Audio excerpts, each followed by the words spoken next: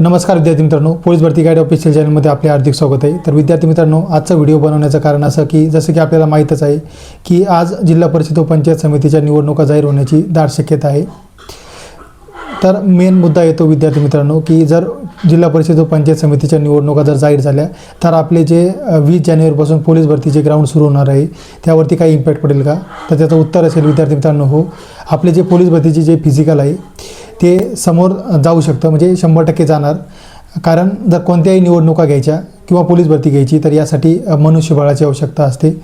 जर जिल्हा परिषद व पंचायत समितीच्या निवडणुका जाहीर झाल्याच तर 100% आपले पोलीस भरतीचे ग्राउंड हे समोर जाणार आहे, यामध्ये कुठलीही शंका नाही। त्याचबरोबर दुसरी गोष्ट, आपल्याला जर 100% जर क्लॅरिटी पाहिजे असेल तर आपल्याला अजून 1-2 दिवस वेट करावं लागेल। जर आपले 15-16 तारखेपर्यंत जर आपले पोलीस भरतीचे हॉल तिकीट नाही आले तर आपण समजून जायचं की आपले फिजिकल हे समोर जाणार आहे।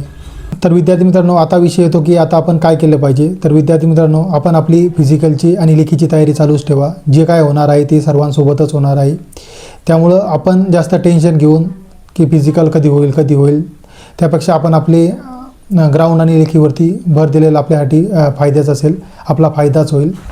त्याचबरोबर विद्यार्थी मित्रांनो, काही जर ऑफिशियल अपडेट आली तर आपल्या चॅनलवरती आपल्याला लवकरात लवकर कळवण्यात येईल। तर भेटूया नवीन व्हिडिओमध्ये, तोपर्यंत जय हिंद, जय महाराष्ट्र।